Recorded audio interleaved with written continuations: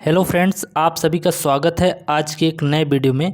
आज की वीडियो में हम यहाँ पर साइंस सब्जेक्ट के लिए बहुत ही इम्पोर्टेंट क्वेश्चन करने वाले हैं, जो कि एमपी टेट वर्ग 2 चयन परीक्षा के लिए काफ़ी इम्पोर्टेंट है। ठीक है, अगर आप एमपी टेट चयन परीक्षा वर्ग 2 में सिलेक्शन चाहते हैं तो इस वीडियो को पूरा अंत तक देखिए, एकदम ध्यान से देखिए, ताकि जितने भी क्वेश्चन आप लगाएं ना, एकदम बहुत अच्छे तरीके से आपके माइंड में सेट हो जाए, ताकि जब भी आप एग्ज़ाम दें तो वहाँ पर आपके स्कोर बहुत अच्छा आए। ठीक है ना, और एक अच्छा स्कोर ही आपको इस सिलेक्शन दिला सकता है।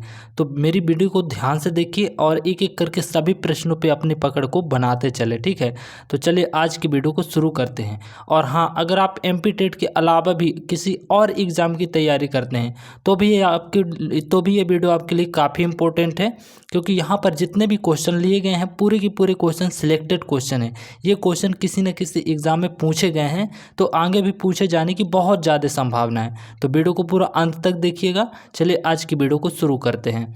देखिए, यहाँ पर पहला क्वेश्चन दिया गया है कि निम्नलिखित में से कौन सा जीव कशेरुकी नहीं है। मतलब इनमें से ऐसा कौन सा जीव है जिसमें कशेरुकी नहीं है। कशेरुकी का मतलब ये है कि बैकबोन, मतलब पीछे का हड्डी, जिसे रीढ़ के हड्डी के नाम से जाना जाता है।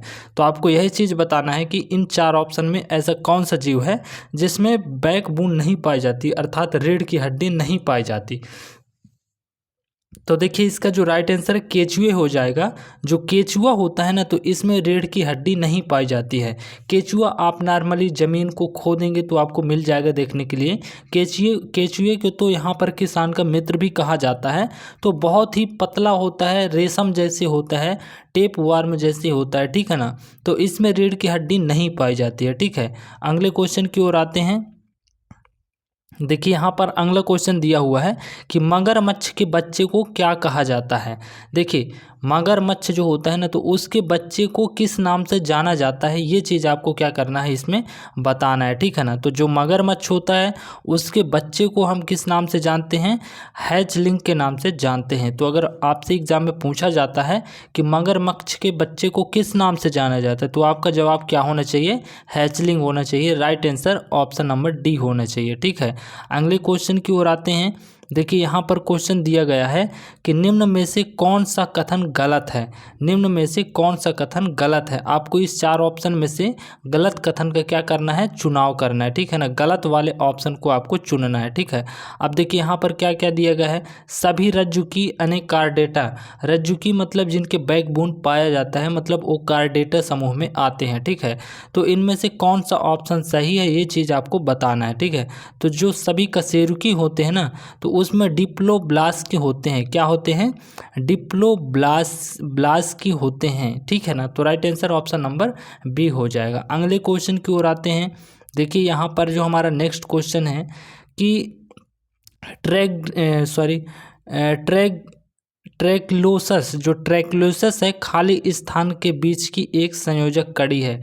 ट्रैक्लोसस जो है खाली स्थान के बीच की एक संयोजक कड़ी है। मतलब जो ये कोई ना कोई क्या है, जीव है, जिसका नाम क्या है, ट्रैकिक्लोसस है। तो ये कोई दो समूहों को आपस में क्या करता है, जोड़ता है। संयोजक का मतलब क्या होता है, जोड़ता है। तो ऐसा कौन सा जीव है जो मतलब दो समूहों को आपस में क्या करता है, जोड़ता है। ठीक है, तो यहाँ पर देखिए ऑप्शन देख लेते हैं कि कौन सा जीव है। मतलब वो सरीसृप है। राइट आंसर, सरीसृपों और स्तनधारियों को जोड़ने वाला ये एक कैसा है, जीव है। एक बार क्वेश्चन फिर से देख लीजिए कि क्वेश्चन में क्या कह रहा है कि ट्रैकिग्लोसस खाली स्थान के बीच, क्वेश्चन दिया हुआ है कि ट्रैकिग्लोसस खाली स्थान के बीच की एक संयोजक कड़ी है। जो ये जीव होता है ट्रैकिग्लोसस, तो ये किन्हीं दो समूहों को आपस में जोड़ने का कार्य करता है। तो किन किन जीवों को आपस में जोड़ता है, तो वो किस किस को जोड़ता है, सरीसृपों और स्तनधारियों, सरीसृपों और स्तनधारियों को आपस में जोड़ने का कार्य करता है। उम्मीद करता हूँ कि ये क्वेश्चन आपको अच्छे तरीके से समझ में आ गया होगा। अब बढ़ते हैं अगले क्वेश्चन की ओर। देखिए, यहाँ पर हमारा नेक्स्ट क्वेश्चन दिया हुआ है कि खाली स्थान समरूप अंग हैं। मतलब समरूप अंग क्या होते हैं, यही चीज़ आपको बताना है क्वेश्चन में। ठीक है, 4 ऑप्शन दिए गए हैं और आपको बताना है कि खाली स्थान समरूप अंग है, समरूप अंग आपको बताना है। तो समरूप अंग क्या होते हैं?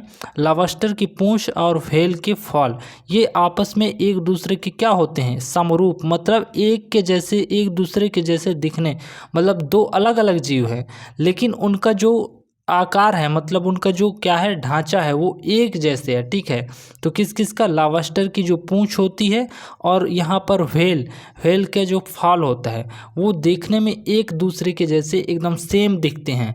तो एक दूसरे के जैसे एकदम सेम दिखना ही क्या कहलाता है? समरूप अंग कहलाता है। समरूप का मतलब ही होता है कि दोनों का रूप कैसा होना? एक जैसे होना। ठीक है ना।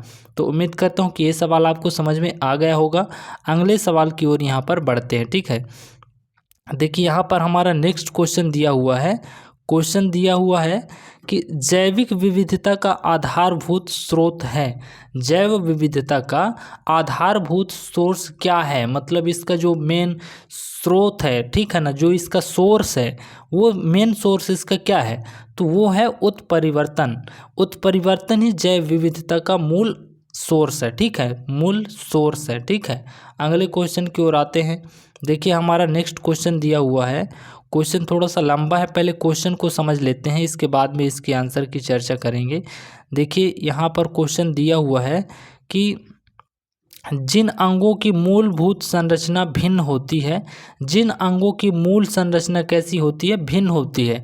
मतलब उनके जो संरचना है, भिन्न का मतलब अलग अलग होती है लेकिन दिखने में एक जैसे होते हैं। लेकिन देखने में कैसे होते हैं? एक जैसे, एकदम तद्रूप होते हैं। और उनके कार्य भी क्या होते हैं? एक समान होते हैं। कहने का मतलब ये है कि जिन अंगों की मूल संरचना अलग अलग हो, उनका जो बनावटी हो कैसा होना चाहिए? अलग अलग होना चाहिए, लेकिन दिखने में क्या होना चाहिए? एकदम सेम दिखे, एक जैसे दिखे।